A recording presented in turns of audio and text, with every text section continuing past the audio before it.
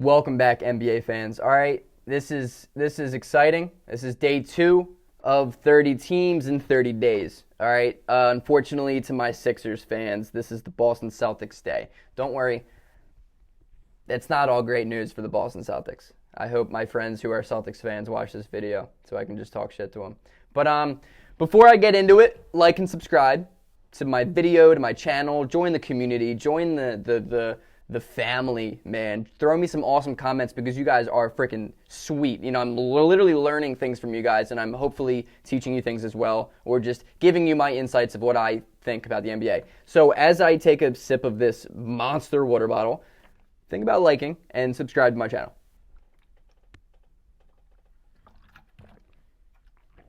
Nice.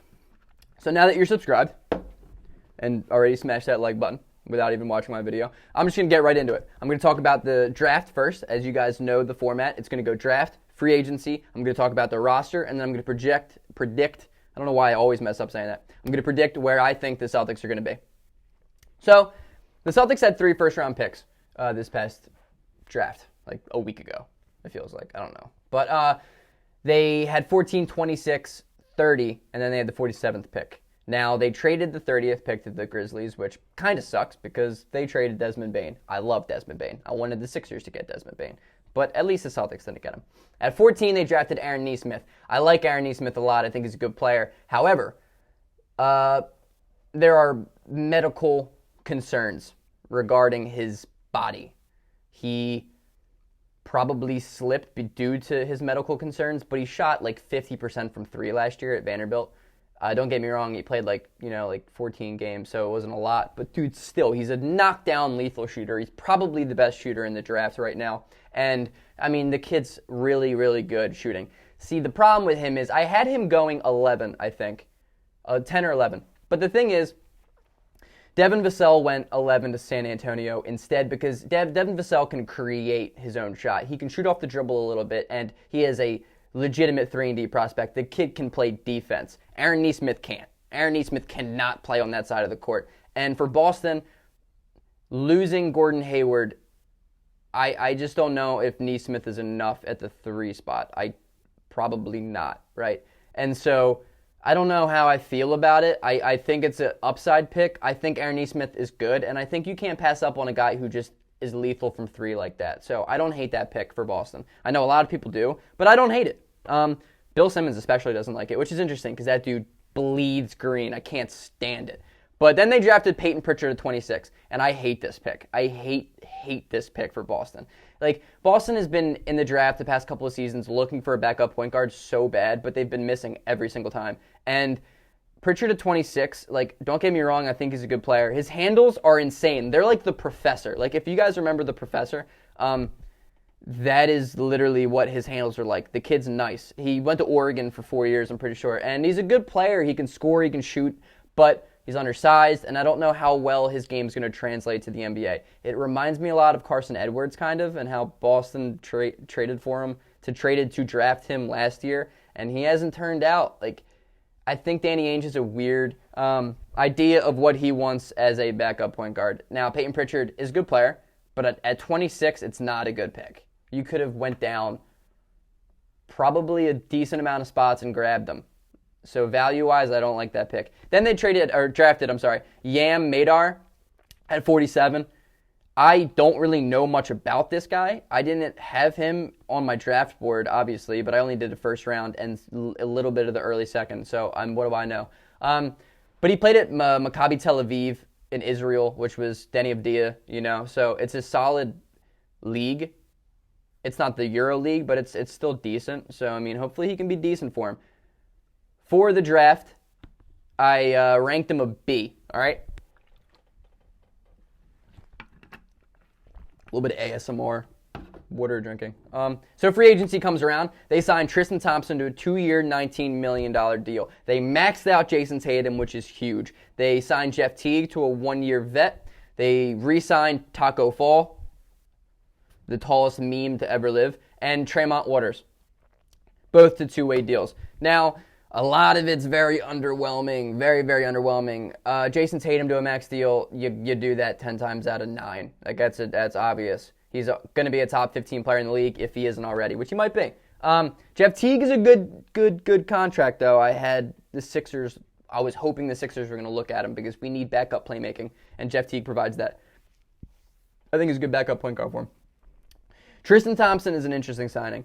Now, 2 years at $19 million is like not a lot, but for Tristan Thompson, I am surprised a little bit. I am surprised he got more than the mid-level exception.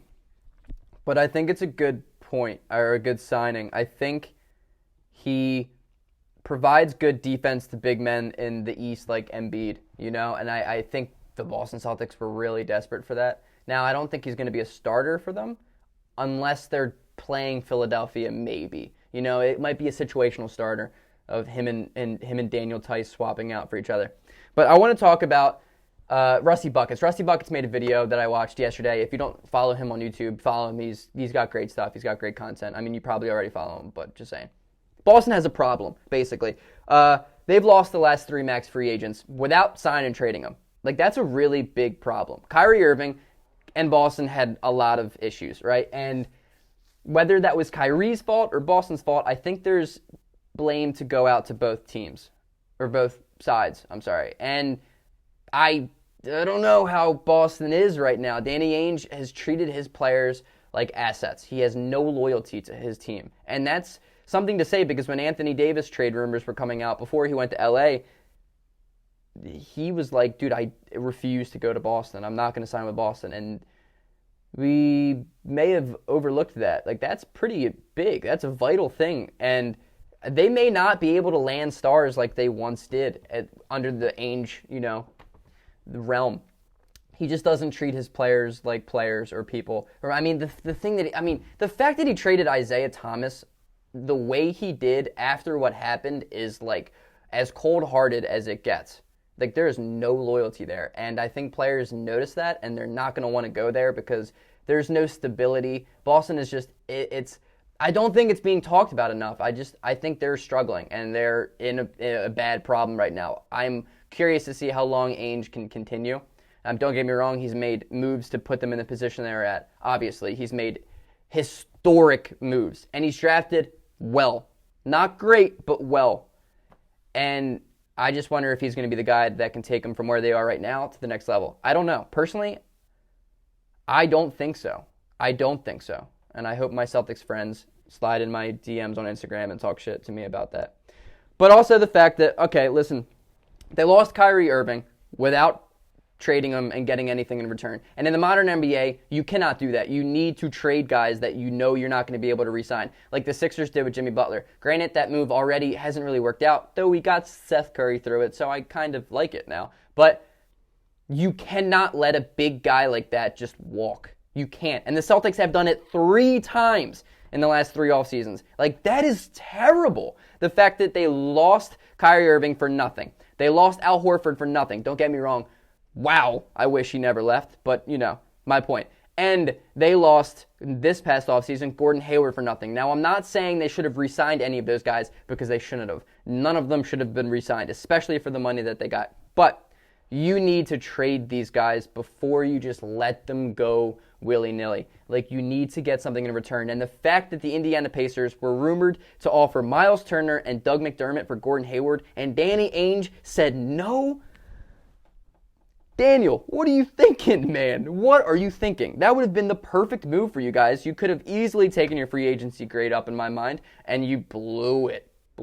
So for that, I'm giving your free agency a D. Not great. So now let's just talk about the roster. The starting 5 is Kemba Walker at the 1, though they've already rumored about trading Kemba. The guy just signed a max contract, and Danny Ainge is already talking about trading him. Talk about loyalty, dude. No one's going to want to play in Boston if Danny Ainge just trades you like it's 2K. He does not get it right now. He is desperate. So Kemba at the 1, Jaylen Brown at the 2, a question mark at the 3, right? Jason Tatum at the 4, Daniel Tice / Tristan Thompson, maybe Robert Williams at the 5. Now, the small forward position needs help. I think maybe Aaron Nesmith can come in right away and play, but still defensively he's going to get burned. And I On a contending championship team, Aaron Nesmith is not your starting small forward. I'm sorry. I like him, but he's not your starting small forward. But then you can think about, okay, do you move Jaylen Brown to the 3? Do you move Marcus Smart in the starting lineup instead of being your 6th man at the 2? I don't know. I think it's interesting. I don't know how that would work.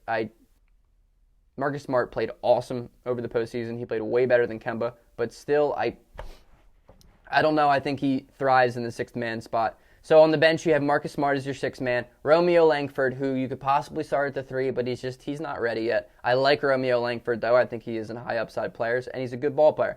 You got Grant Williams, you got Tristan Thompson situationally, Jeff Teague, Semi Ojeleye, Robert Williams, and then Payton Pritchard, Taco Fall, and Tremont Waters, I guess. But the Celtics are still a deep team, and the only remaining question marks I have is who's going to round out your starting 5? Now, who's going to round out the small forward position? Is it going to be Nesmith? Are you going to move Smart somewhere in the lineup? Are you going to start Romeo Langford? Semi Ojeleye maybe? But none of those guys are efficient enough. None of those guys are going to get your job done. I hate to break it to you. And then it's like, is Daniel Tice, Tristan Thompson, Robert Williams enough for a starting center in the NBA, especially in the East? I don't know. That's been the Celtics' big Achilles heel the last couple of years, and I still feel like they're not there yet. They've been floating around the problem without really addressing it. And the fact you guys didn't trade for Miles Turner when you had the opportunity is a question mark. Now, I don't think Miles Turner is great, and I think Embiid absolutely dominates that man for whatever reason. But still, he's better than your options you have in there now. And then, is there really a problem in Boston? Do players not want to come for Danny Ainge, or is this all just smoke? I think there's something to be looked at there. I think there is a problem in Boston. I think history is kind of showing that recently, ever since Danny Ainge came to the helm. So, the overall offseason, I'll give them a C+. I think I think they're a worse team than they were last year. However, they are still a good team. They're still deep. I still probably have them top 3, maybe 4th in the East. I think they're going to be a good team. I think Milwaukee is going to be better than them. Miami is such a question mark. I don't think Miami is going to be a top 3 team in the East, though I could be wrong. Philadelphia, but Toronto, maybe. I would have Boston from the 2 to 4 range, 3 to 4 range. So hopefully I'll have the Sixers video drop today too. I have a couple ideas in mind of what I want to make, but I don't want to just put out a video for no reason. I want to make it meaningful. This is a longer video. This is like 13, 14 minutes probably. So thank you if you came this far and watched it. I appreciate it. I love the comments. Don't forget to subscribe if you haven't already. Like the video. Throw some comments down. Let's just argue Celtics basketball, especially as Sixers fans. But, I tried to approach this as unbiased as possible, and I think I did a pretty decent job of it. I don't know.